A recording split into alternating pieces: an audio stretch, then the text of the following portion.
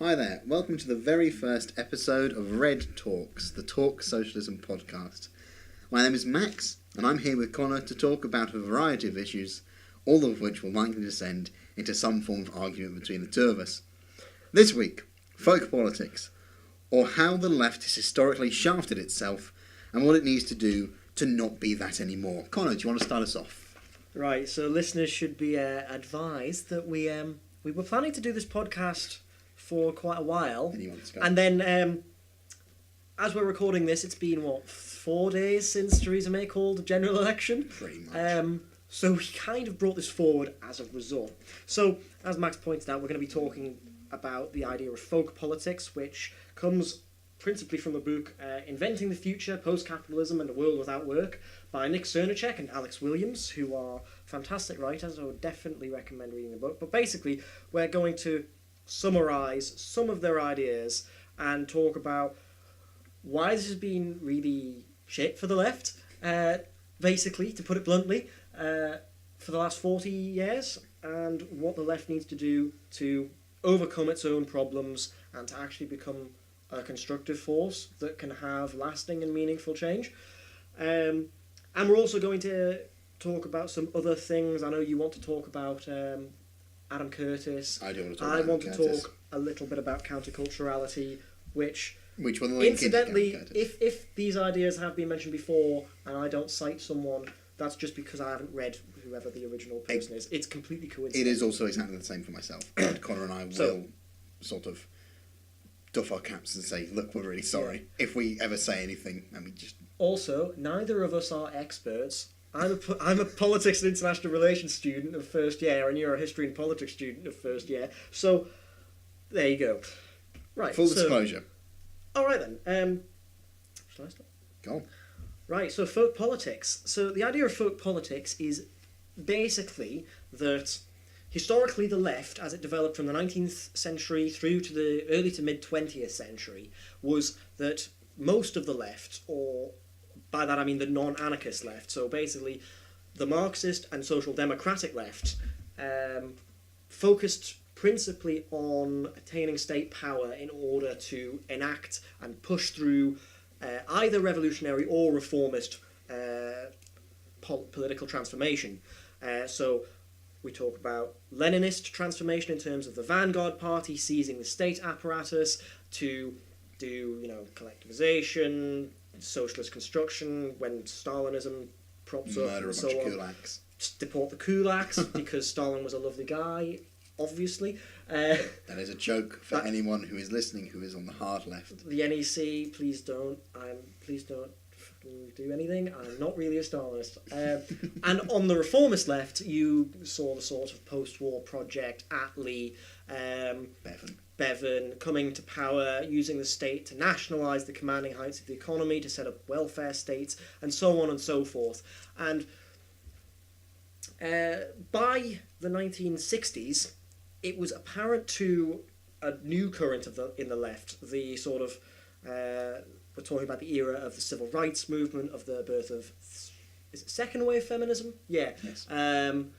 The LGBT movement, these sorts of new movements emerging, and also the era of Foucault and his new sort of criticisms that, because Foucault started out as a Marxist but then ended up as just kind of his own thing, these sorts of criticisms of the old left emerging, because by that point it was definitely clear that the old left the project had kind of degenerated in a way into either authoritarian or totalitarian structures in Like the Leninist USSR. systems, like the Soviet Union, with its very corrupt political system, where the nomenklatura had essentially become a ruling class unto itself. You get state capitalism, you were promised socialism, but you've just displaced one ruling class for another. And then in a social democratic situation in Western Europe and in North America to a certain extent, with New Deal reforms, and LBJ's Great Society stuff, you get the sorts of feelings that, okay, well, these are slightly improving lives. Well, no, not slightly. They definitely did improve lives, but it wasn't the sort of radically transformative or structurally transformative things that the left had wanted. It wasn't living up to the the left modernity that was promised at the time, and there was a sense that it had devolved into sort of bureaucratic managerialism and sort of presiding over mediation between unions and capitalists and so on and so forth. And this new current that emerged in the 60s, particularly in 1968 in France, in Prague, in the US and the aforementioned movements, they made this critique of the old left as being too focused on attaining state power in order to attempt reform from the top down. And this ignored the actual mass base of the left, it ignored party memberships, it ignored activists, it ignored the people, it ignored the electorate to a certain extent. And the sense was that in order to be transformative, therefore, you need to focus on the things that had been ignored. You need to focus on individuals, on the local, on direct action. Grassroots. You need to be grassroots. And the way this emerged over the following decades was what Cernacek and Williams termed folk politics, which... so they recognise that there is a legitimate criticism of the managerialism and the bureaucracy of the social democratic left, and especially of the authoritarian Leninist left, and a lot of these new currents that emerged coming out of the new left movements in the 1960s,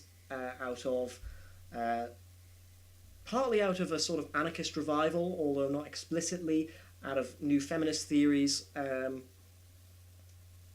They focused on folk politics, and they overdid it to a certain extent. And basically the criticism that Cernacek and Williams put forward is that the left has been too obsessed with the local, with the immediate, and with direct results. So, and it's almost kind of interlinking with postmodernity, and the idea that even if you're going to lose, you still fight the fight, because it looks worse, and there's the imagery and the symbolism of the good fight, and that became especially true in the late 1980s and the 1990s, post the miners' strike in the United Kingdom, post the Mitterrand government in France, under Reagan in America, etc.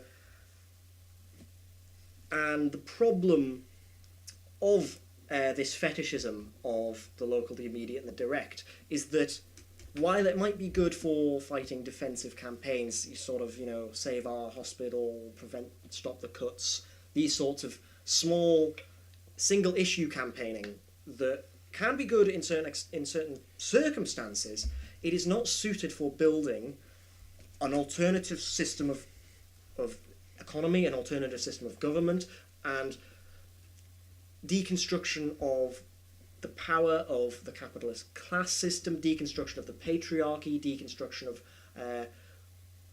racism, and these sorts of things. It is not in and of itself enough, and it hasn't succeeded.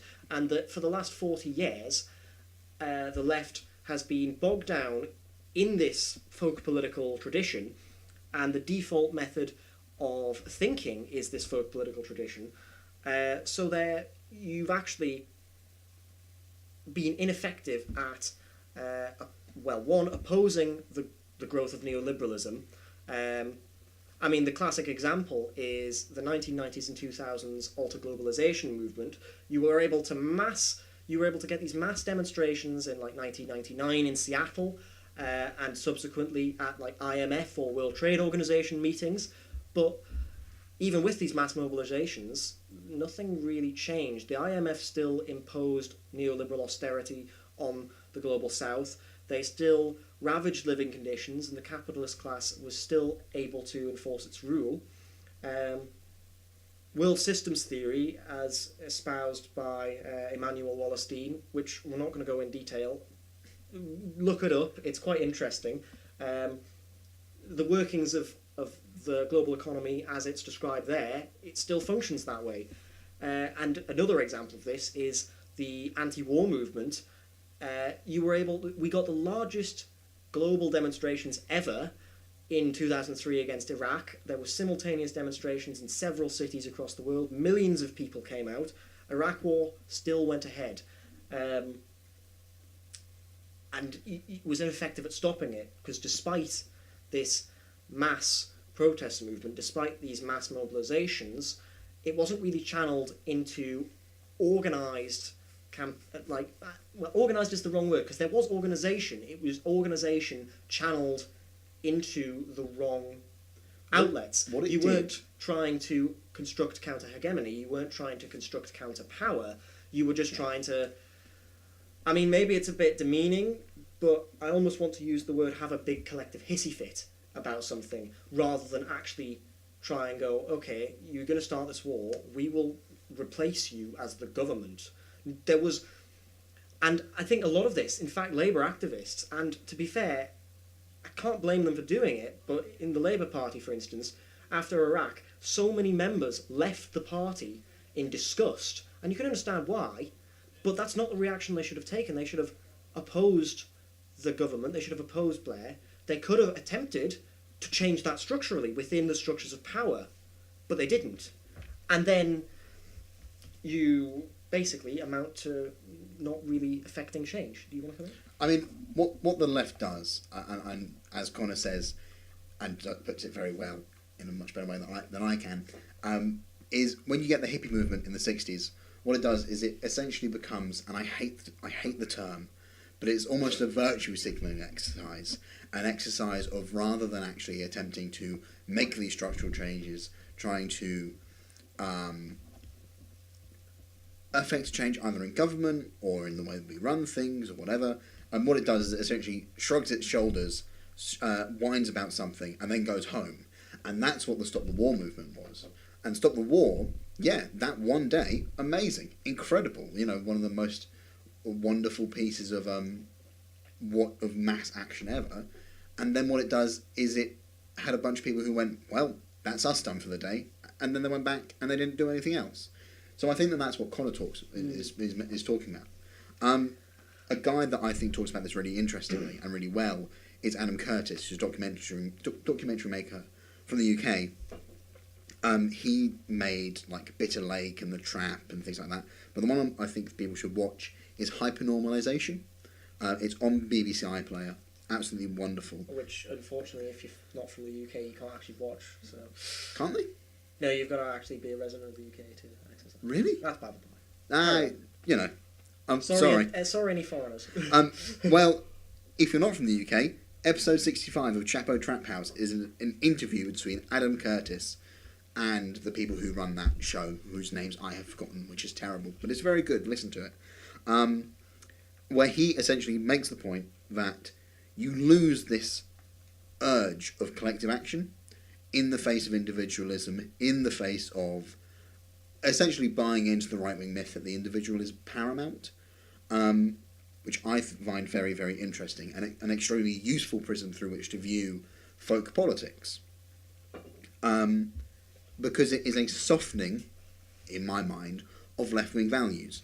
When you look at the civil rights movement, or the history of the LGBT movement, or indeed sort of like even liberal feminism movements in the 19th century, what they have very, very strongly is a sense of collectiveness, a collective soul kind of thing, where as you then move past those movements and you look at the modern day left, it's a group of individuals rather than a group. Rather than a collectivity. Yes, rather thank than you. the multitude, as Machiavelli might. Yes, exactly. And it's actually very interesting, I think, when you look at modern day movements from that perspective, rather than this perspective of, well, they are a group who want a goal, instead of they are a bunch of similar individuals. And I think that I don't know where Connor stands on this, but certainly I'm fairly heavily influenced by Rousseau. And I think that in a lot of ways... Fun? Philistine, yes. In a lot of ways, no, he's all right. That's where I find that ideal of collective action and of collective movement. And I find it very, very interesting in that sense. Yeah, and just to come in there, I've got Cernachek and Williams' book, in front of me, and I'll just read one sentence out because it kind of comes in on the sort of individualization of the left and the sort of, not necessarily the full-on death of collectivism, but the compartmentalization It's a hobbling of the left. Yeah. Yeah. It's a... So yeah, here's the quote. Looking back, we have the collapse of the traditional organisations of the left and the simultaneous rise of an alternative new left predicated upon critiques of bureaucracy, verticality, exclusion and institutionalisation, combined with an incorporation of some of the new desires into the apparatus of neoliberalism. That's quite an important point, the incorporation of a lot of the demands of those new left movements from the 60s into neoliberalism. Especially the things that a lot of people who say, oh, I'm socially progressive, but I'm fiscally conservative, they can base, which are ridiculous, you're an idiot.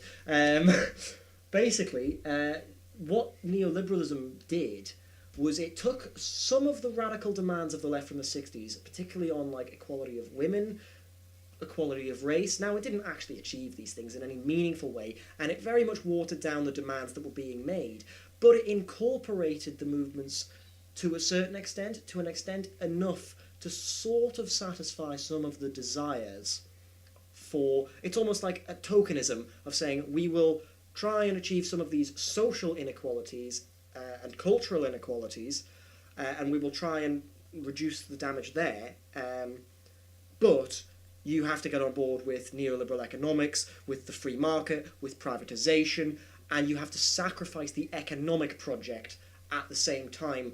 And neoliberalism in the 90s and 2000s especially was quite successful at sort of neutering the left social movements that were aiming for these things, and then fighting off and warding off the left's traditional economic visions. And this is partly to do with the historical circumstances coming out of the 1970s and 80s, coming out of the collapse of the Soviet Union, actually. And actually, that's an interesting point. I will come on to... Well, actually, no, I'll come on to it now. In the 1970s, when we had the economic crisis, you had the birth... Well, not necessarily the birth, because neoliberal economics and the neoliberal project had been around for decades, since the 1940s, since the Mont Pelerin Society had been trying to push it. And we'll come on to that later. You have an explosive growth, don't you? Yeah. Really, in these institutions. There is an explosive growth in these institutions in the 1970s, and they are able to go out and put their critique forward of the Keynesian post-war apparatus. And Keynesians almost, they've kind of just chugged along on the train of Keynesianism post-war until the 1970s, saying, oh, look, great growth, everything's fine. Nothing can ever go wrong. Well, they weren't necessarily saying that, but that was the sense. There was the sense of, oh, well, growth will always be strong, we can expect tomorrow to be better than today, etc., etc. And then the 70s happens, and then there's the crisis. Now, the neoliberals are successfully able to push a narrative about the reasons for that crisis and the solutions to it. And their narrative, which I'm sure we all know, is basically the unions, these bloody workers coming here and trying to force wages up, squeezing capital, squeezing profits, reducing investment, and so on and so forth. And this bureaucratic state coming here and taxing our profits. Why am I doing a coming here with these foreigners coming here sort of impression? Basically, what they would that their narrative that we were successfully able to push was that it was the fault of the working class for asking for too much, and it was the fault of the state for intervening too much, and therefore the policy solutions were privatisation, rolling back the state, lowering taxes, creating tax loopholes, deregulation, and the crushing of labour power and organised labour power through the state. I mean, they say reduce the power of the state, but then they use the power of the state to crush the workers. Miners' strike being a very good example. Yeah. Similar things happen all across the West. And globalisation, neoliberal globalisation also starts at this time, so offshoring, opening up of markets, these sorts of things. The EEC. The alternative narrative that the Keynesians could not successfully push because they'd kind of just sat in a nice, comfortable bubble for 30 years post-war and hadn't really moved their theories along all that much. The Keynesians could have very easily said it wasn't the fault of unions, it wasn't the fault of the state intervening too much. In fact, it was the fault of the state taking a step back post-1972. When Nixon takes the US dollar off the gold standard, when Nixon disestablishes the Bretton Woods system of currency controls, and when Ted Heath, or his chancellor rather, I can't remember his name, deregulates the financial industry in Britain, props up a speculative bubble which then bursts, then you get the oil embargo, and then all of these political systems, the economy is fundamentally shaped by the politics that affects it, and there is a political shift with the right-wing politicians at the time, Nixon and Heath, which allows the system to go into this. Now, you could argue, and I probably would argue, that the crisis would have come about at some point because it was a crisis of the tendency for the rate of profit to fall to a certain extent, and you were getting to a point where profits were being squeezed from both the top and the bottom anyway. The thing with the unions' point is that the unions were largely reactive to inflation. Inflation isn't caused by rising wages. Inflation is caused by the debasing of the currency because of the international shenanigans of the financial sector. The unions were simply reacting to rising prices. So we can't really blame them for wanting wage increases when prices are going up all the time because of inflation. So the Keynesians and the left weren't successfully able to put this forward. And the radical left especially failed in the 1970s to put forward a coherent narrative where they could have used that as an opportunity to say, this is the time where we must move beyond capitalism towards an alternative system. There were varying different ways that this could have been done at the time. I would have probably favoured some sort of participatory economics. There were some interesting experiments done in isolated parts. So in Malta, for instance, the Labour government there did cooperatisation of the Malta dry docks, which was the largest single employer and the largest economic asset in the country. But these were quite isolated experiments, so it didn't really amount to much. Yeah. And there wasn't a single coherent, unified international movement or organised push from the left to do this. So essentially, we kind of ran around like headless chickens in a sense, and the right ran circles around us because they had the 40 years of organising in the bag. They had the 40 years of the ideas being developed by people like Milton Friedman. Hayek kind of died by that point. He literally was dead. But, these sorts of neoliberal, neoclassical economics, they had the framework, they had the institutions on an international scale to direct things. I can't remember, it's in the book somewhere, but Cernacek and Williams point out that some ridiculously large number of Thatcher's cabinet were in the Mont Pelerin Society, and I'm just like, that's not good. This is like, people talk about conspiracy theories. This is literally a society of right-wingers taking over governments systematically. They took over Britain, they took over Chile, well, in order, Chile, Britain, Reagan in the US, and then from there, basically Western Europe. And then the left also has this crisis in the 1980s because it still hasn't developed a critique of what's happening. Its critiques are actually really neutered and they're almost reactive and responsive rather than projective, if you know what I mean. It's like, this has happened, we are reacting to it, rather than saying this is part of a longer term trend, this is part of a coherent plan put forward by the right, by the forces of the ruling class. And we have this prescriptive alternative vision that wasn't there. I think to use a metaphor to describe it, perhaps it's almost as if, imagine you're sword fighting. Essentially, the right are constantly taking a step forward and slashing, and all the left are doing is blocking, take a step back, blocking, take a step back. It's a complete and utter disaster. I mean, if you look at what the Labour Party does in the wilderness years, it is essentially oh God, what do we do? Against this onslaught of right-wing narrative building, which personally to me is one of the most important things that the current narrative building is it's so important. Key. And to build on that, going forward a decade to the 1990s, the left has actually been in disarray for so long, and the right has pummeled them for a decade. Labour comes out of power in 1979 in Britain. Thatcher is incredibly successful in implementing neoliberalisation. Reagan, much the same in the United States. And I think in Europe especially, the crushing blow is the defeat of the Mitterrand government to the forces of international finance.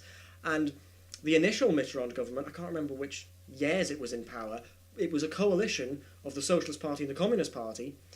Mitterrand capitulates, Communist Party is kicked out, new elections, Mitterrand re-elected, but he essentially does a neoliberal platform. And then the actual right wing come to power later on. And they push it further. And they push it even further. By the 1990s, the left has been in disarray for so long that it essentially doesn't know what to do. It doesn't have this. It doesn't have a formulated critique. Its ideology is stuck decades earlier. As we talked about before, the new left has their social, the sort of social transformations they want to bring about and cultural transformations they want to bring about. They've kind of been co-opted to a certain extent by neoliberalism, and the economic vision of the left is still stuck in the past. It's still stuck in the far left, in the propping up the Soviet Union, which by the end of the 1980s looks increasingly awful, and it is, because it's a degenerate state. I actually wrote an essay at my A-level history exam where I was basically just like, if you wanted to save the USSR, you would have had to start in the 1960s, not under Gorbachev, so it was basically inevitable with the collapse of that economic system. It was collapsing under its own internal contradictions. The base was undermined and the superstructure collapsed, to be a bit Gramscian about it. So the far left, when the Soviet Union and the Eastern Bloc collapses, and when China and Deng Xiaoping, I think is how you pronounce his name, basically adopts neoliberalism. It doesn't adopt neoliberalism straight up. It basically adopts a sort of Keynesianism, but it's open to the forces of global finance. It opens itself up as a world reserve labour market. You add 1 billion people over decades to the labour market to help destroy Western industrial capacity, to basically discipline labour and create what we have now, and deindustrialisation and so on and so forth. And what happens in the 1990s is that the left doesn't have... It's almost lost a sense of its identity. It's like, well, everything we fought for the last 70 years has collapsed. Soviet Union has collapsed. Social democracy is slowly dying on being disassembled. What do we do? And the left sinks partly into folk politics. And actually, this is where the left splinters, and there is a disjunction between three different aspects to what used to compose the left and what needs to compose the left going forward. Now, that's the activist base and the sorts of the mass membership type people who actually go out, do the canvassing, do the campaigning, have the ideas, make up society, basically. The grassroots. The grassroots of the party. They go off and become folk political. Super folk political. The political parties and the bureaucratic structures within them, they kind of are, and to a certain extent it's of their own making, with the expulsion of members in the 1980s from the Labour Party, the move of the Democratic Party in the United States away from unions, same with Labour in this country. Can't really comment on European social democratic parties, I don't know enough about them. You get this move to the right saying, well, being left-wing has not helped us. So being self-left hasn't helped us. Let's just adopt neoliberal economics completely. And you see the emergence of the third way from the party bureaucratic structures. Tony Blair, Bill Clinton, New Labour, New Democrats. The sort of the inverted commas red tide of the late 90s, where you see all of these social democratic parties returning to power on third way policies in like Germany under the SPD and so on, PASOK in Greece, and they come to power. They get quite large public support. Labour in 1997, one of the largest mandates it's ever had. But of course they aren't actually looking to be transformative, and they actually sort of ally with the ruling classes to a certain extent, well actually to a fairly substantial extent, and say, and the third way New Labour, New Democrat project is basically predicated on we will bring about certain slight improvements to people's lives, things like minimum wage, things like certain childcare things under Sure Start and things like that. And these are all good policies, sort of. There are even... They're helpful to people's lives, but they're not really fundamentally transformative. You had a massive mandate for the Labour Party and for social democratic parties across the West, but you squander your potential. You could have reversed everything that was done under neoliberalism in the 1980s and 90s, and you chose not to because it's not your political project. And I think there's something interesting as well that is often espoused, certainly by middle-class left-wingers, and I am part of that. Yeah, that's I'm both not of going us. to we can't really debate that. But something that's certainly espoused by people who I know in my local community, I'm from South London, and they basically go, well, to enact socialism, one must first get into power, which is an argument that's put forward by Blair, and not necessarily in quite that because he obvious. wasn't even arguing to enact socialism. But it's this idea of, well, we can do left-wing policies, but we have to get them once we're in power. And the only way to get into power is to emulate the right. Is to emulate the right, which means it's not on your manifesto, which means you don't have a mandate to do those policies when you get into power, which means you don't end up doing them, which means it was a massive and colossal waste of time and effort. And, to add to that point, even when you do start to look at mild structural changes, the getting rid of, what should we call them? Permanent lords. They're not called permanent lords. What are they called? Life peers. Not life peers. The other Inherited. ones. Yeah, inherited peerages. Yeah, I can't remember. You guys know what we're talking about. Hereditary peerages. Oh my That's God, the one. thank you. Hereditary peers. That's the one I was missing. You get rid of hereditary peers, or you reduce them, and you start to try and phase in phase 3, and then when Brown gets into power, he's like, oh, we're going to do this thing where we're going to sort of like introduce a bunch of reforms, and then 2008 happens. And what we do is, rather than actually pushing any true socialist policies, we kind of have these very milquetoast, very soft left third way. Well, maybe we should do this thing, which is not helpful to anybody because they aren't structural changes. And if they are structural changes, then they're not particularly strong.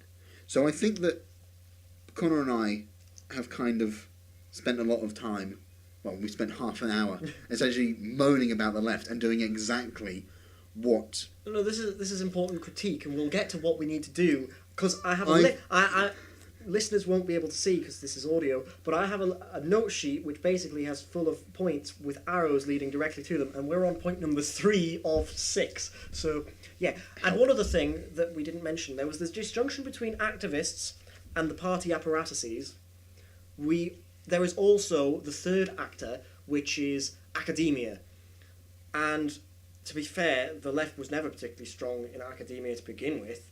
There was a presence. There was, in fact, no, actually, there's actually been quite a strong left-wing characters. The Frankfurt School has always been quite influential since the 20th century. Foucault was quite very influential. And you get the odd academic who's quite good and left-wing. David Graeber. Yeah, David Graeber's new, but not the time period I'm thinking of. David Harvey, he's fantastic. Recommend his work tremendously. Bigly, as Trump would say. But there isn't really the sort of... We don't have the same clout in academia as the right does. And I'm sort of going back to the Mont Pelerin Society point. The right-wing academia in the 1940s who see... During the 1930s, with the New Deal in the United States, and throughout World War II, they see the oncoming storm that is social democracy, and the oncoming threat that is the Soviet Union and the Leninist model, and so forth. Hence, that kind of feeds into domino theory in the Cold War, but that's basically... The domino theory is bollocks, but... yeah, it is. But basically, the right-wing academics, like Hayek, Milton Friedman... they all come together and they form an organised academic pushback consensus from the right. They build this academic consensus, they build a right-wing neoliberal modernity that they will push relentlessly, And although it's not taken seriously at the start, everyone's just like, right-wing economics, free markets, you what? They caused the Great Depression.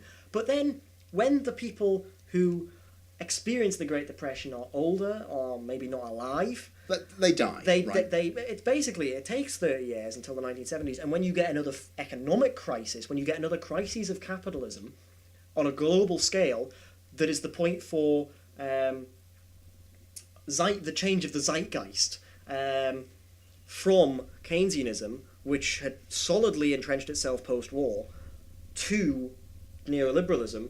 They have built up the infrastructure in terms of think tanks. They have think tanks everywhere in terms of having people that are reliable, that are part of their closed group of intellectuals, that are part of their mode of thinking, controlling the media apparatus, controlling political parties, controlling academic departments. The Chicago School of Economics is the classic example, full of neoclassical economists.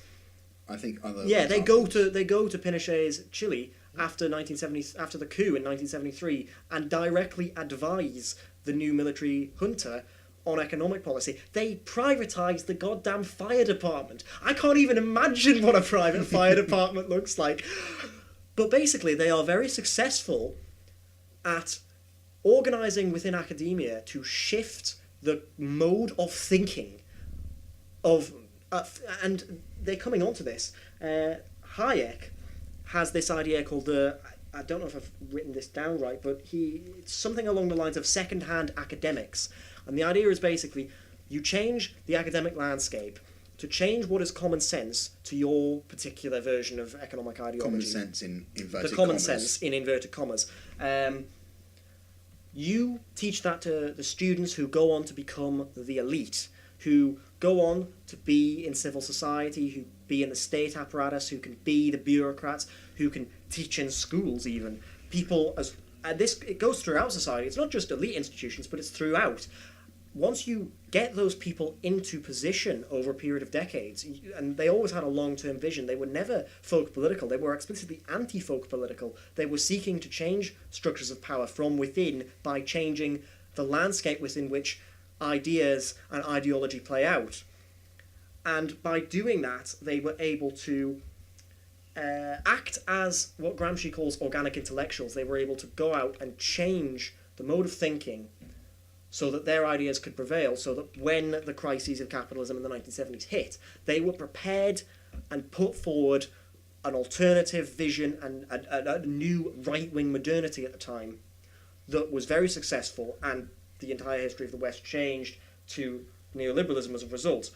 It didn't have to be that way, but the left failed to do it. And the left failed...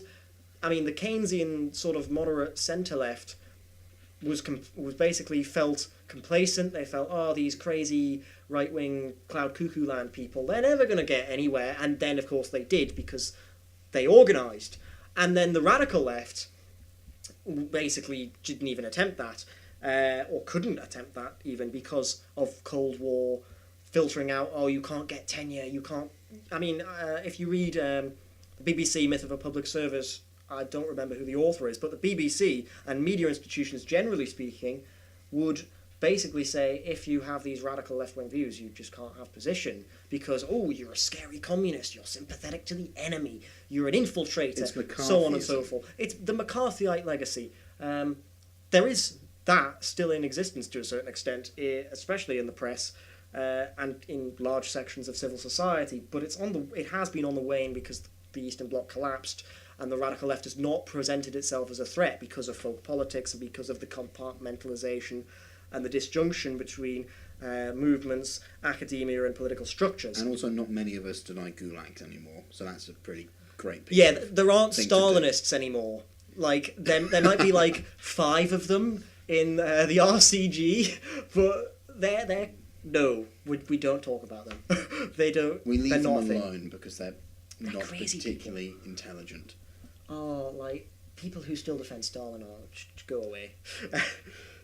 Yeah. So moving on from that, there's been some interesting developments as of the last 8 years, and to preface what we need to do.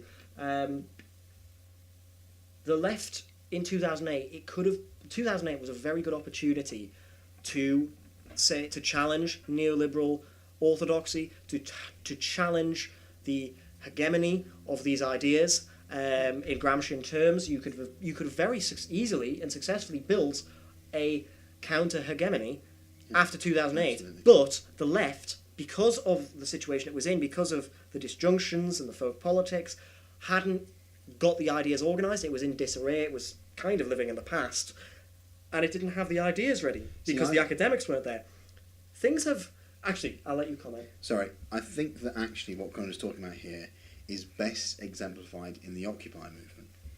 Because what the Occupy movement... definitely, yeah, I forgot about that. Go on. Adam Curtis talks about it, and again, I'm going to come back to Adam Curtis because I love him. And also I think he's extremely intelligent and extremely cutting when he talks about this. What he does is he looks at the Occupy movement and he basically goes, yeah, it's the same thing as the Stop the War movement. You have a bunch of people on the street, great, organisation. What they then do is they say, oh, we're going to have the human microphone, this concept of the human microphone, where anyone can speak at any time, there's no direction, there's no leader, so it's everyone gets to be heard, etc., etc. And everyone has to repeat whatever anyone says so that we can hear what they're saying. But it's an organisational form. It is never a structural one. It is never this kind of like concerted attempt to seize any form of real power. It is literally... It's not even challenging real power, to be fair. What it does is it stands on the street and it shouts at power. And that is utterly, utterly, utterly pointless. The thing with Occupy was one of its specific things that it claimed made it radical was its lack of making demands. Because it's saying, we don't demand concessions from power, we want to overturn power. Okay, fair enough. What are you going to do once you overturn power? Yes. And how the fuck are you going to overturn the power? They refuse to actually say anything that would enable them to overturn power. They never stood candidates, they never formed political parties, and I guess that like the argument for people, perhaps I'm not super familiar with anarchism, but I think there's this mild anarchist streak in Occupy that essentially says... Definitely. And it's any attempt to... Occupy has very much got a lot of anarchist sentiments in it. In fact, the entire New Left, especially post-1990s, but since the 60s, has had a lot of anarchist tendencies. Now, anarchism has a place, and it does make good critiques of some things, and it has a lot to contribute, but I don't think it has the answers in terms of constructing an alternative society. It doesn't believe in an alternative society because it essentially rejects the concept of it. And this comes into the point that I've got written down here somewhere, or you might on your notes, about the sort of ideological purism and the factionalisation of the left. Yes. So as the left splintered apart in the 1980s and 1990s, you got very many different factions breaking up, and everyone was starting basically to say, our predictions were right, everything is going to go our way, and then of course it doesn't because you've got like 5 members. And then every faction seems to be searching for their own version of ideological purity. And it's like, there's like 3 Trotskyist parties. No, there's more than 3 Trotskyist parties. Definitely. There are 3 main Trotskyist parties in the UK. The Socialist Workers' Party, the Socialist Party, formerly Militant, and the Alliance for Workers' Liberty. And the only difference that I can see between them, apart from the fact that the SWP covered up for sexual assault or rape, I'm not sure what I'm not sure which one it's categorised as in that instance. The only difference is that one of them seems to call the USSR state capitalist, one of them calls it bureaucratic collectivist, and one of them calls it a deformed workers' state. Like, you really fucking, Jesus Christ, stop having splits over such tiny things. And I think that this is a microcosm of left-wing politics. To be fair, they probably do have more deeper splits than that. We are sure I don't know enough about them because I'm not in any of those organisations. Nor am I. I want to point this out. I'm not a Trotskyist. Yeah, but Trotskyism's bollocks. But what I think that Connor is getting at here, and what we're trying to say is, current arguments in the Labour Party are infuriating from an organisational perspective and from a changing structural perspective, because essentially they are superficial, they are window dressing. All we are doing is saying, this is who we are. Now, the left has always been a broad church. It always will be a broad church. Yep. you know, if in this world we have everyone from Barack Obama to Barack Obama's part. he's not a socialist, by the way. He's not even a liberal, to be fair. To Karl Marx being called left wing. Everyone from goddamn Peter Kropotkin to I don't know, Tony Blair gets called left wing, but he's really a neoliberal. Ed Miliband was accused of being a socialist. Ed Miliband, actually, to be fair, I actually think he is left wing in his heart, but I think in his tenure he felt constrained by the right, and he felt that the power would still lie with the right, so he oriented himself increasingly towards them, and that was just wrong. Like, no. Regardless of that, you obviously have a broad church, which means that any left-wing party, including the major ones, have these massive crises of confidence, have these massive sort of like paranoid streaks, which say, we must ensure that everyone in our party sticks to the party line. And it's extremely difficult then to basically go, can we focus on actually doing things? Yeah, doing things, arguing on against building people that counter-hegemony. Yeah. And there is, I think, especially after the crisis of confidence with the left, we see the development, especially among the activist base, of a sort of counterculturality, where being left-wing is like its own cultural thing. I know because I kind of identify with this. And it's like, well, these are the people who go on demonstrations, who chain themselves to, like, Jarl's Wood, and so on. And that's all, like, admirable, but, like, it doesn't really amount to all that much in terms of building counter-hegemony. Because you're talking to the converted. You aren't talking to those who are not necessarily with us. You really are preaching to the choir. And it's at that point you've got to think to yourself and go, what am I doing here? Why am I here? Because I'm not engaging with the people who need to be engaged with. I'm not thinking in the way that I need to think. Or I'm not sort of like... The left always talks about building power for the working class, but it's been out of, well, to a certain extent, out of touch with what the working class actually is. We are still obsessed with unionism. We are still obsessed with trade unionism. I think it has a place. But it's not necessarily the only thing. Central. No. I'm sorry. We still have this conception of the working class or the proletariat as this 19th century, early 20th century Fordist industrial thing.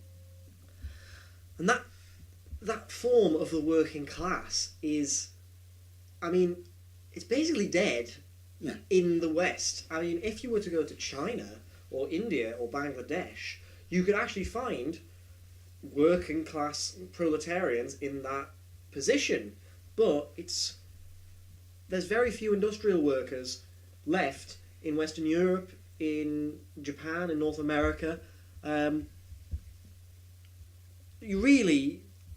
Services are what the working class now is, and they are admittedly harder to unionise, especially if they're self-employed, especially if they're zero-hour contracts or casual labour and things like this. Self-employed in many, many inverted commas, or they're subcontracted within larger institutions, whether that's in either the private sector or the public sector, and there isn't this, and we don't actually have a culture of unionism in this country anymore, and that's partly because of the rise of individualist neoliberal culture, in terms of we've almost in Western Europe, where we used to have more collectivist traditions, we've kind of adopted parts of the sort of American dream individualist culture. Home ownership is now a cultural value, which was always something in the American dream and US individualism. It was not really so much in Europe. In Britain, until Thatcher, until Right to Buy, it wasn't really a thing people aspired to. It also really wasn't feasible because the interest rates were so high, so why bother attempting it? And then it's not so bad in continental Europe. So, like in Switzerland, for instance, there's still something like only 22% of people own their own home. The rest are either, actually, I know I'm not going to comment because I don't know enough about Swiss housing, but yeah, the sort of the death of the collectivist tendencies, or the decline of the collectivist tendencies, have not helped the left in terms of moving away from this traditional romanticised view of the working class as this heroic Stakhanovite thing which can be the force for change, this idea that Marx put forward that the proletariat is the most revolutionary class, where maybe the bourgeoisie was revolutionary against the feudal system, against the aristocratic and landed classes, and that going forward as capitalism develops it will be the proletariat because they are the ones that are the most exploited now. That did not materialise and is not really any longer the reality. The working class is much more diverse now than it was before. There is many more different classifications. The unemployed, the industrial reserve army that Marx talked about is much larger now, and it's taken on a sort of different character, because even if you are unemployed, you do still have a certain amount of state benefits, which are now means tested, which you are now subjected to all of the tyrannies that I. Daniel Blake points out. Go see it. Film by Ken Loach if you haven't seen it. It's amazing. It was my film of the year. Film of the year, maybe of the decade. It's filmed where I'm from, Newcastle. So, double whammy there. You should still go see it though. Like, I know you don't want to watch anything like that on screen, but, you know, watch it anyway. Sorry, carry on, Connor. Yeah, and because of the sort of welfare state that was built up, and how this has been slowly recessed, and how it seems like the right have been able to manufacture conflict between the people who are in employment but on really low wages, who are subsidised through like welfare, in-work welfare, which is basically a subsidy to capital, so they don't have to pay wages. When you look at Walmart workers as like the Walmart highest receivers workers, of food stamps, so on, food stamps, tax credits in this country, and then you manufacture the conflict between low-wage, zero-hour contract work. Low-wage, secure workers, although there aren't very many of them left. Low-wage, zero-hour contract workers, then the unemployed, who are the sort of the deserving poor, to put it in Victorian terms, who are doing what they're told by the job centre, going out and doing their 35 hours of job seeking, which is fucking ludicrous. There aren't enough workplaces to do 35 hours of job seeking. And then the sort of undeserving poor. Did I say undeserving? The scroungers. Did I say undeserving poor before? No, you said the deserving. Right, okay, good. Which, the undeserving poor who don't get welfare sanctioned, which even though most people who are welfare sanctioned aren't actually not looking for work, they just can't meet the requirements of the ludicrously over difficult means test, or welfare test rather. What's the work and pensions actual form called? What do you mean, job seekers allowance? Yeah, to get job seekers allowance, you need to prove that you're doing a certain amount of hours. Right to work. And fit to work. Sorry. Yeah, that sort of thing, and you have to prove that you're doing it. And a lot of the time, even if you are, they'll just say you're not for completely bullshit bureaucratic reasons, and then they'll sanction you, and then you'll be subjected to that class warfare. And then there's the people who are even lower than that, like the homeless, the people who are like living couch to couch with no work, or like work in shady sectors of the economy, in criminal sectors of the economy, sectors that are criminalised. People, especially in the United States, people who are working in like drug trafficking and things like this, prostitution. And then even lower than that are the foreigners, the illegal immigrants, these people who actually contribute a very sizable chunk to the economy, and are the most hated by the right-wing culture. And you get this hierarchical ranking and this Fraction, do you mean? Split? Fracturing of the working classes with intra-class working class conflict. And there's that. What's the quote that you often like to cite about the working class and the middle class? That is exactly. I thought you'd be saying I'm not even kidding. As Connor was talking, I was looking this up. So it's a journal article from the American Sociological Review by Walter Corpy and Joachim Palm called "The Paradox of Redistribution and Strategies of Equality: Welfare State Institutions, Inequality, and Poverty in Western Countries." What a title! It is. Both, you gotta love academia making the most accessible titles. It's so boring. This is why the left is shit at academia. By the way, this thing is 69 pages long, I think. Which isn't really short, actually. It's comparatively. Some reports are like hundreds of pages. You'll have to give me a moment because there's an extremely interesting quote in this. Can you paraphrase it? Yes. Essentially, what they say is they say that when you have means-tested welfare systems, anything that isn't universal basic income, essentially. Anything that isn't universal welfare, even. Yes. The sort of welfare system we had before means testing was introduced. What happens is you have this splintering of the working class and the middle class, which forms coalitions. And the working class are different parts of the working class. Different parts of it. The poverty line.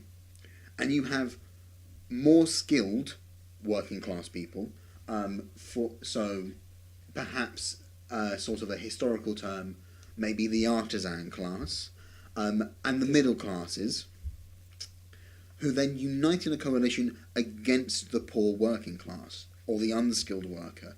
And you actually see that repeated throughout history. You see that a lot, especially during the Industrial Revolution, in this time of mass economic upheaval, mass economic change. It's very, very interesting. But yes, that kind of coalition forming is what Connor is talking about, I feel. And is extraordinarily dangerous for the left. The more well-off working classes who are poor and struggling and not doing well, but who could do worse, will have allied with sections of the middle class for fear of falling even further down the spectrum. Yeah. And this is not... I mean, it kind of is an economic construct, but it's more so a cultural construct in the public imagination. And it's that sort of cultural hegemony that you can't challenge on strictly Marxist economic terms or strictly sort of, Fabian economic terms or whatever. You can't do it just doing strict economic determinism. You need to actually have... an understanding of culture, of cultural... And actually, you need to have an identitarian thing about this. And a lot of people on the left nowadays are saying, identity politics is really bad and problematic because it splits up the left. It's not actually... I don't think it's not identity politics in it of itself that is the problem. It's the sort of faux liberal identity politics of the Hillary Clintons of the world who are just like, vote for me, I'm a feminist because I'm the woman candidate. But your policies don't actually advance the cause of feminism, and you aren't really a feminist at all. You're basically just an elitist who can use the sort of the most crudest, most basic form of identity linking. That's not the term, but you know what I mean, where you go, sort of black people will vote for Obama because he's black, women will vote for Hillary because she's a woman. It doesn't work like that. That's not guaranteed. And nor should it. And it definitely shouldn't do. Identity politics, when it was first conceived, and especially when it became intersectional and the idea of intersectionality developed, it was supposed to be about the structural power in society that cripples or oppresses certain, whatever the identitarian segment is, whether that's a racial minority, whether that's women, whether that's the LGBT community, and so on and so forth. And the working class is, in most countries, not an economic construct, it is an identitarian cultural construct. And you like to talk about E.P. Thompson. Go ahead. E.P. Thompson, The Making of the English Working Class, one of the best history books ever written, 1963, I believe it was released. Essentially, he goes, all economic considerations of the working class completely allied and completely steamroll what they truly are, which is a cultural construct. I would thoroughly advise reading the book, although it is extraordinarily long and can be quite difficult to read sometimes. But yes, we've spent quite a lot of time. To come in there, on the point about the class system, there is an underlying economic class system. We shouldn't deny that. Yes, sorry, I'm there not are trying to deny that. Just say this. There are underlying economic relations that are real, that do have concrete effects, but that's not how people think about things. And we need to speak to them on their own terms in the way they think about things. And class, the identitarian conception of class, and recognising that it is an identitarian thing, shows why it varies so much from country to country. So in Europe, people who would consider themselves working class, and who might be very proud to be working class, they, in the United States, would probably call themselves middle class. This is why Bernie Sanders, who proclaims himself to be a democratic socialist, although he's basically just a FDR-style New Dealer, as Chomsky points out, he talks about, we've got to rebuild the crumbling middle class. I'm not sure how good of an impression that was. That was awful. Please just speak in a normal accent. He was saying so much about the middle class, because that's what the culture is in the United States. There are not many people in the United States who actually identify as the working class and feel proud of it. Who's the quote? Where is the quote from where it's just like, Americans don't think of themselves as the workers, they think of themselves as temporarily impoverished millionaires. I have absolutely no idea. I don't know where the quote comes from, but I've heard it somewhere before. And it's the sort of cultural observation about the United States that people want to climb the social ladder because of the culture of social mobility, and the sort of individualism thing going back a bit. It's the American dream. Yeah. That's what you're talking about. It's the American dream. And this is why you have such different identities about class across geographic and temporal bounds.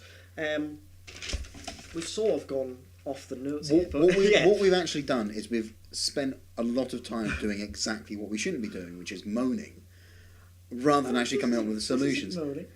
It is, it's critique, and it's critique that doesn't necessarily then go, and this is what we should do. We're only an hour and 2 minutes in, we'll give it to an hour and a half. That sounds alright. Sounds great. Yeah. So, for the last half an hour... Moving on to what the left actually needs to do. I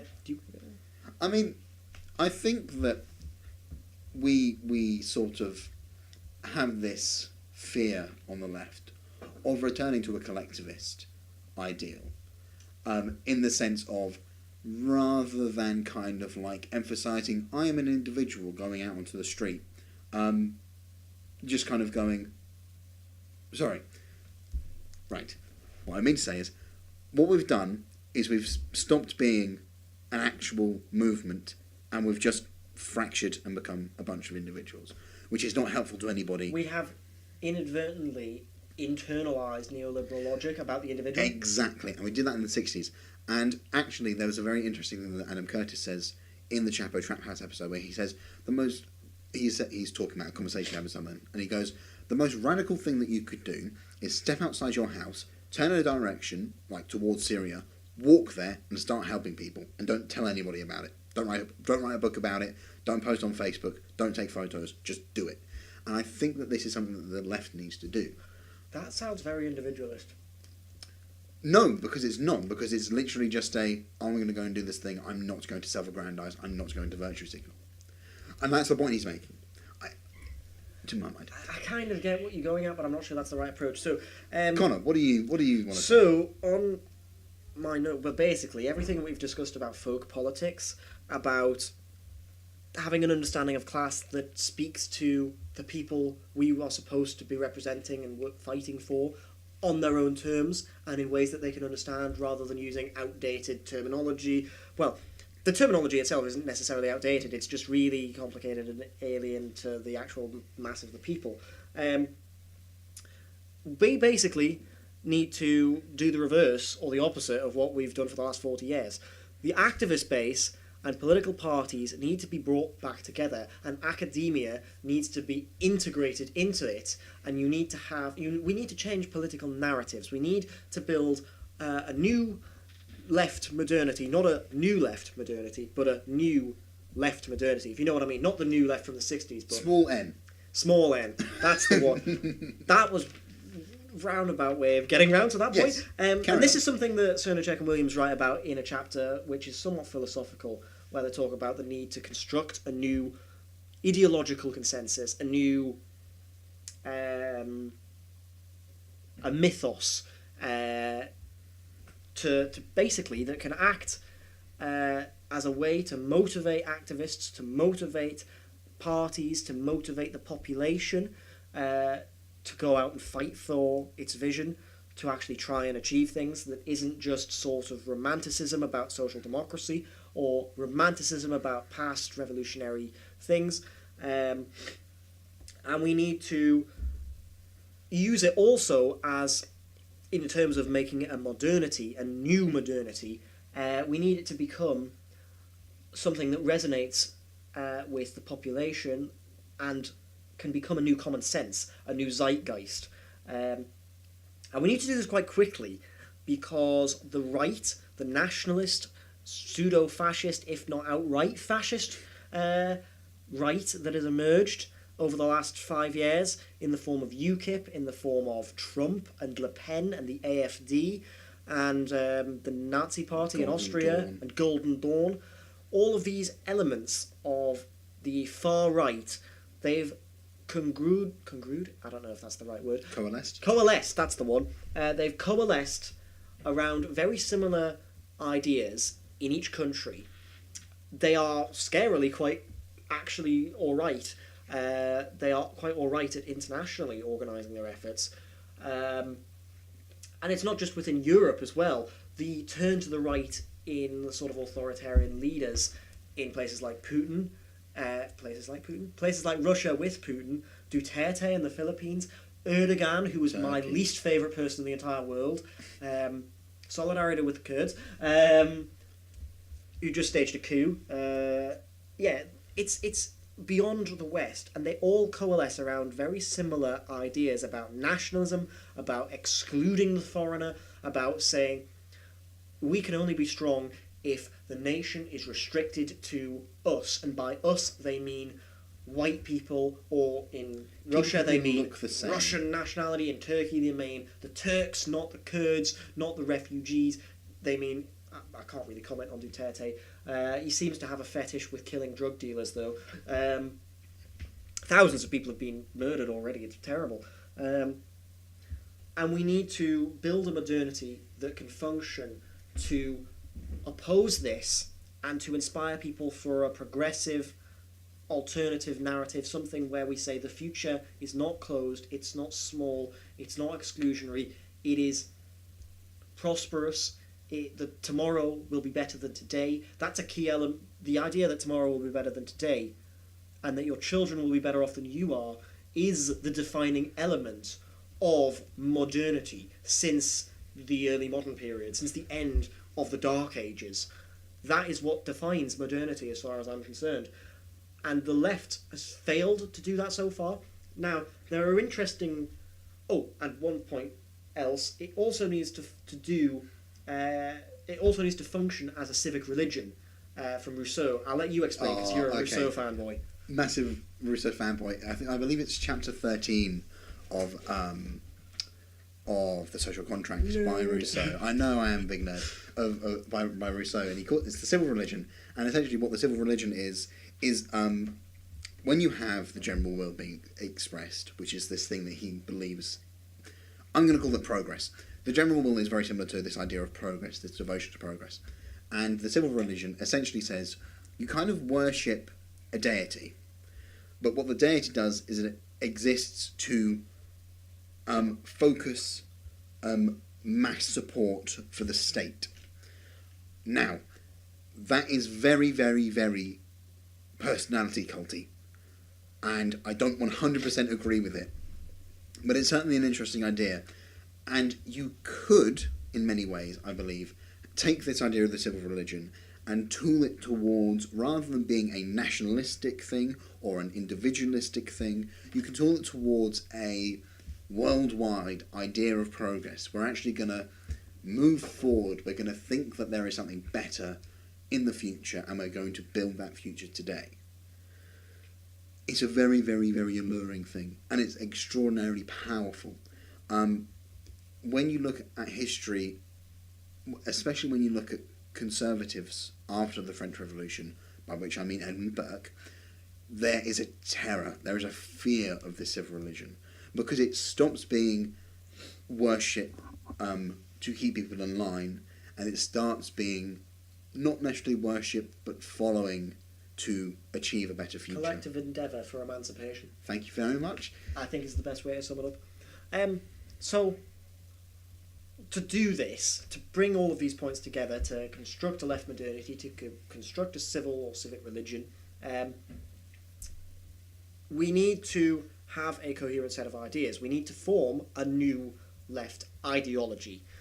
Something that is actually partly practical and partly utopian. You need to bring two strands together. There needs to be the utopian ideal off in the distance to aspire to over time, and there needs to be the practical implications that we can do now. And in terms of the academic side of things, there are actually a lot of good ideas floating around right now. And I'm not going to go into depth in any of the following, but I'll just list some off. So there are ideas about universal basic income, which I would actually prefer to call the social dividend, because what it basically is like you get a reward for being a member of society, because society is this sort of thing, this society abstract is thing. Everything. Society is all of the members, all of the people, and their common endeavour.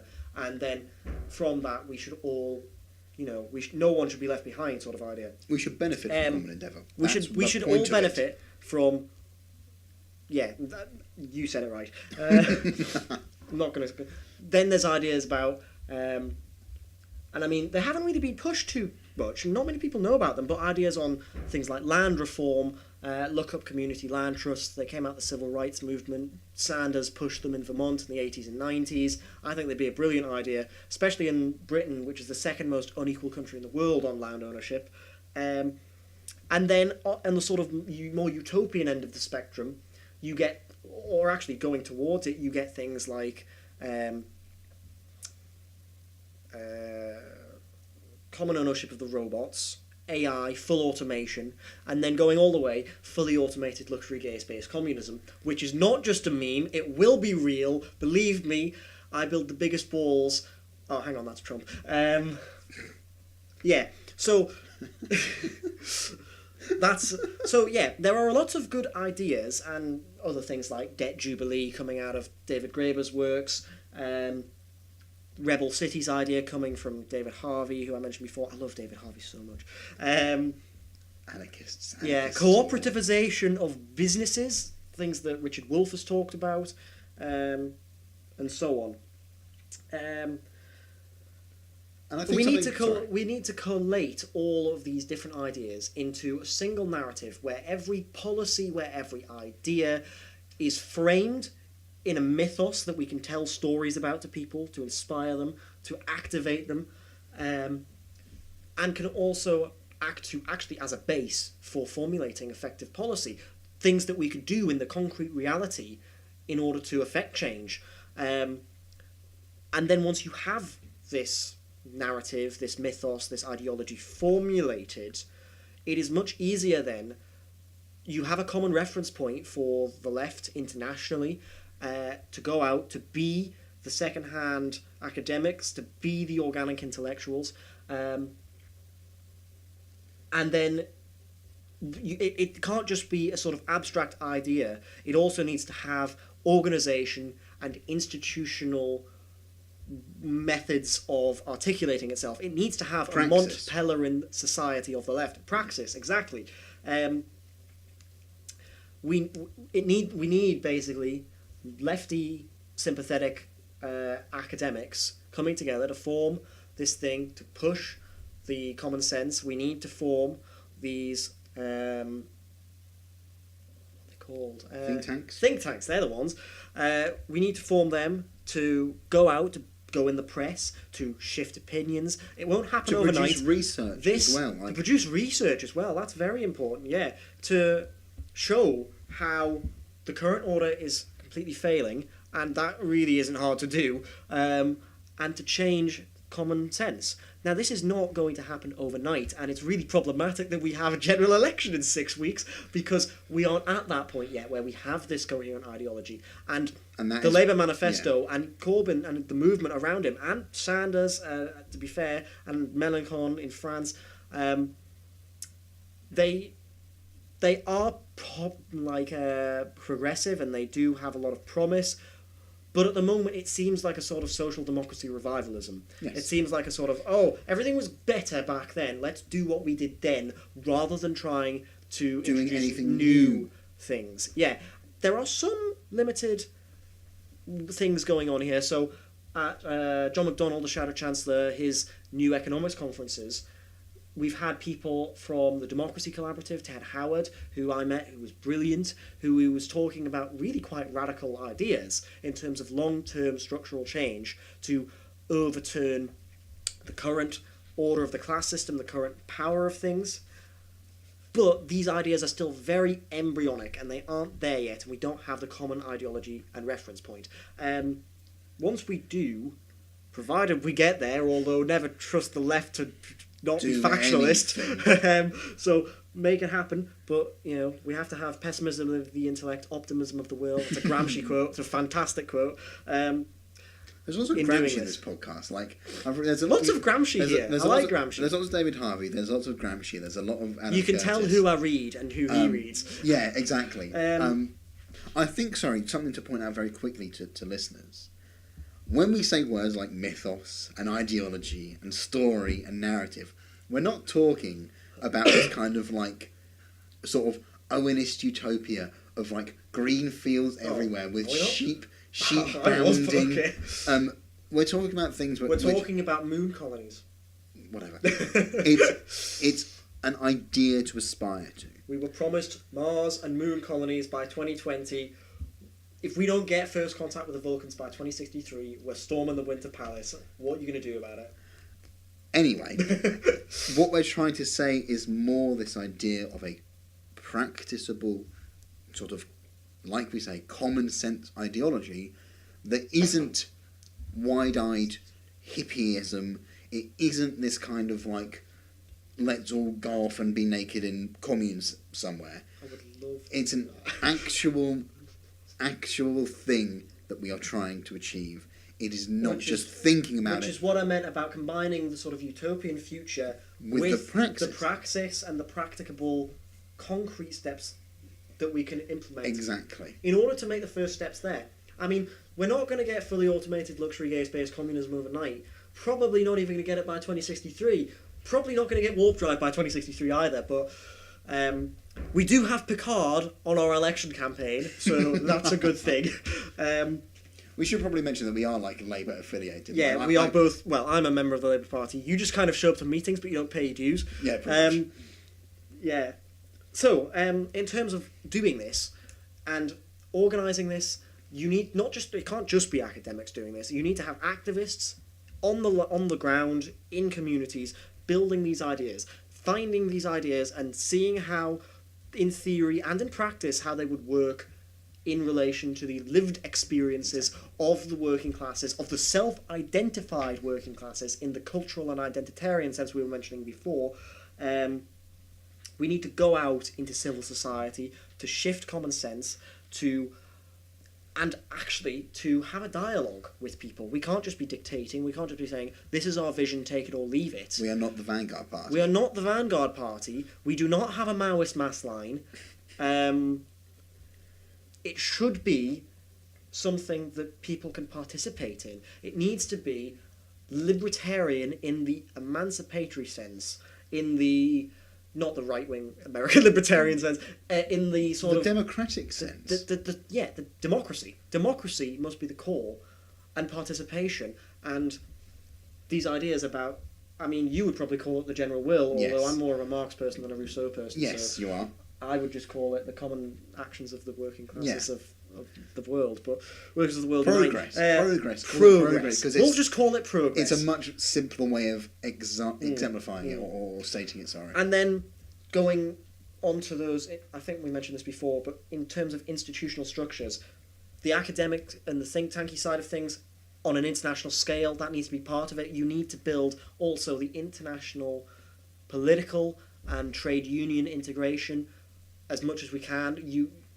Political parties now. In the 19th century, when we had the old left modernity, the old left vision, the sort of Leninist and social democratic visions, you had the First International, you had the second and third. The fourth kind of didn't happen because the Stalinists assassinated everybody. And you had these wide international bodies seeking change across the world, seeking solidarity between communities, seeking to build bridges. Unfortunately, it all kind of went to shit because World War One, because the Russian Revolution, because factionalism, because Stalinism, because Rosa Luxemburg got killed. Everything would have been different had Rosa Luxemburg still been alive. I firmly believe that. But yeah, we need movements to go into structures to make the structures democratic, to make them participatory. We need academics to participate in them, to form these ideas, to propagate them, and then to organise to get into positions of power in the state, but also in civil society, because you can't just do the state. That was the failing of the old left thing that we started out with the new left critique from the 60s of devolving into bureaucracy and authoritarianism. If we simply focus on the state, that will happen again, and the project will fail. Similarly, if we only focus on folk politics, if we only do folk politics, it will also fail. You need to have pressure from both the top of society and the bottom of society coming together in the middle. That's a bit of a weird analogy because I don't know what the middle actually is, but basically you need to have the grassroots going out and shifting views in the population, and you need to have the actors at the top shifting policies through the state, through large economic institutions. Yeah. I think experiments in these sorts of things are very valuable. I think setting up cooperatives, setting up things like the Democracy Collaborative Project in Cleveland, setting up Richard Wolff's Democracy at Work project, helping facilitate cooperatives, helping facilitate land reform, and these sorts of things are very valuable because they provide experience in how these things operate. They provide ways to say, okay, this worked, this didn't, this is what we should do to make it work better next time. These are the ways it has differed from the past, where our structures are actually libertarian and emancipatory, where theirs in the past were authoritarian and failed. Yeah. It's like... And actually, we shouldn't ignore the past either. We should draw quite well on them. If you were to take a comparison on land reform and collective farming, for instance, which I'm not advocating, between the kolkhoz in the Soviet Union and the kibbutz in Israel, they're miles apart. They were both similarly aimed projects in terms of collectivization of the land and common farming. They went completely different ways, because one was imposed by a totalitarian dictatorship, and the other was actually from the common endeavour of the people in largely Jewish refugees from Europe. And was then helped to be coordinated by the state. It was not. And then the Israeli state made the kibbutz work because sadly, the kibbutz worked because the Israeli state helped facilitate building it. To my understanding, I'm not an expert, of course, and the compromise was that the kibbutz wouldn't do anything about Palestinian rights and so on. But that's a different issue. We're not getting onto that there. In terms of political structures that already exist that we can use right now, the Labour Party is going somewhere, of course. Momentum has a role. It's kind of unclear what role it is, because at the moment, for the next 6 weeks, it's basically focused on winning an election. What should be done after that is basically you need to democratise party structures. You need to take that in, provided we win, you need to take that into the state and democratise the state and facilitate the democratisation of the economy and civil society. In the United States, we have very interesting movements like the Justice Democrats, like the Democratic Socialists of America, Our Revolution. To a certain extent, it is kind of top-down, but I have a friend in California who tells me that the DSA is actually quite bottom-up, and that Justice Democrats is aiming for a top-down. So if you were to combine the two, you could have that squeeze, although there is lots of work to be done in the US. There's lots of work to be done everywhere. But certainly to preface that, yeah. Sorry, what I was just going to say, it is important to sort of have this sort of top-down, bottom-up thing. In an almost dialectical fashion. Of course. Dialectics are important. You essentially have the synthesis of the old left, the Antithesis. I can't speak today. Antithesis. Antithesis, and yes, that thing. Antithesis. Of the sort of the new left and the folk politics, and you have the synthesis, which is the emergent of movements. What we're trying to get here, I think, is probably the best way what to is think currently about it. emerging could be the synthesis.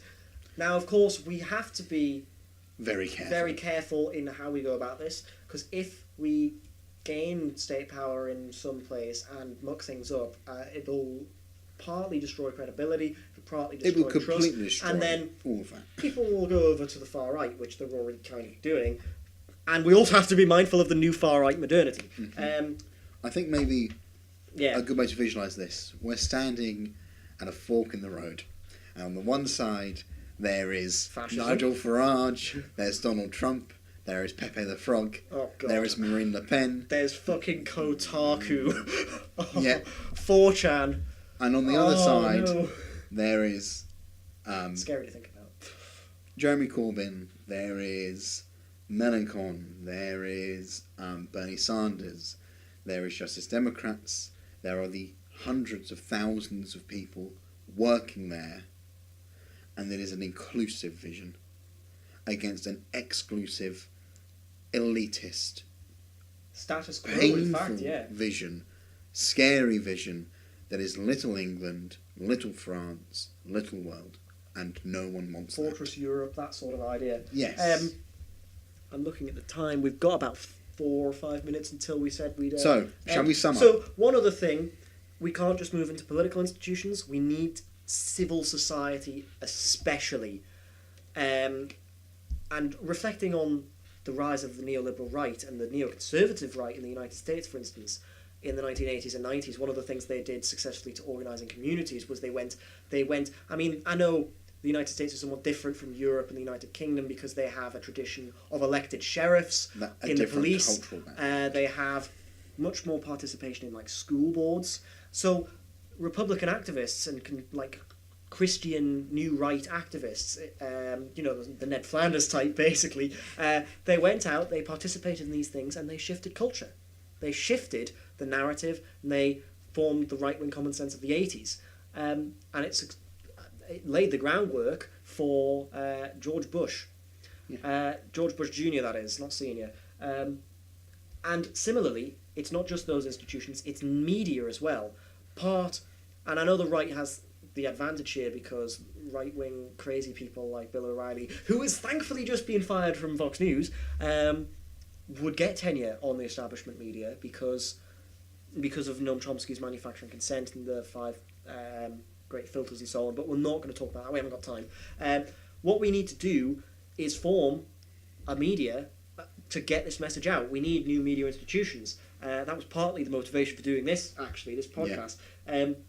I think the United States is more advanced than the UK, and I've got no idea about how things are in Europe on this front, but in the US they've got things like, and I know a lot of people will question just how progressive or left-wing these institutions actually are, things like the Young Turks, Secular Talk, David Pakman Show, all these sorts of things, largely actually partly on the internet. Also community radio is a very good way of doing this.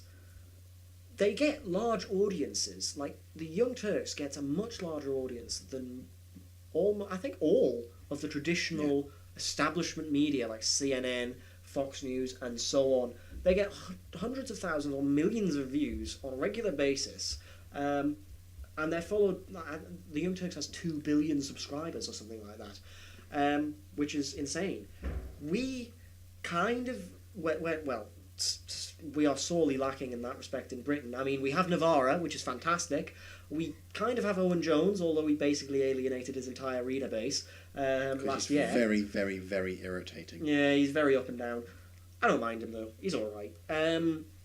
But that's about it. We don't really have enough new media institutions, and the right wing does. They have famously Breitbart, the Daily Mash, but there's many, many right wing news outlets which mostly are fake news, but the right wing readership, the alt right readership, they believe what they come out with, regardless of the evidence. And I'm not saying we should cultivate that sort of culture of non-critical thought, but we need to put out enough content to actually counter it, and we need to put out content that is good enough and informative enough to counter that.